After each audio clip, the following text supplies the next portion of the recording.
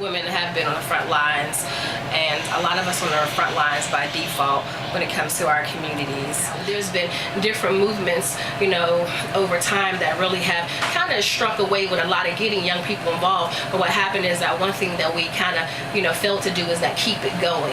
Keep it going like it was in the 50s and 60s. I have to always adhere to that criticism, when elders tell us that we don't know what a movement is, because essentially, we know what it is to move, we know what it is to be active in the community, but essentially in terms of having a continuous movement around a continuous struggle around African people and African liberation, we don't really know anything. We show signs of it and glimpses of it. However, we really have yet to really, keep it going, keep it going. And a lot of times when you see that, what keeps it going is your skill level, your gift, skill, and talent, whatever you have to offer the movement, that's what you fit in at. So if you're, right now, people are fantastic on social media. Pittsburgh is very divided according to social economic class. It is classism. It's bigger than just an individual.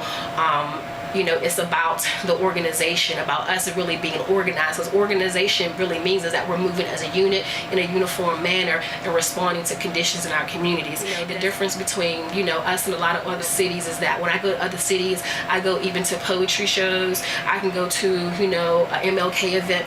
There's organizations being represented, and these people are esteemed, what they're giving to these organizations. They're building up these organizations economically, they're building them up spiritually, and then they're having a physical presence in the communities. And that's something that we don't have here in Pittsburgh, because our mindset is just totally distracted away from, anything that gets us better and anything of a cultural awareness that really affirms who we are. We're struggling against those things every day, which is makes it very, very hard for us to really get ahead. When I was growing up in the 80s, early 90s, there was this whole, fight the power movement, and I think a lot of the media propaganda has warped the minds of the young black men, particularly in Pittsburgh. It's almost like if it doesn't touch me, I don't have to acknowledge it type of deal. And it's within the age groups of 13 to 25. But I definitely think the media has influenced, the younger generation to have this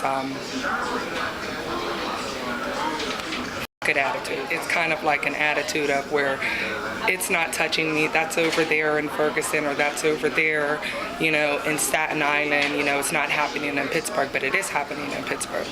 Every day it's happening. And I think that the young men in Pittsburgh are almost, I don't want to say scared, but they're passive about speaking out about the injustices going on because they fear the backlash. On the other side, on the flip side, the young women in that age group, 15 to 25, are on some let's go. The young men are definitely who we need to reach out and help. We need them.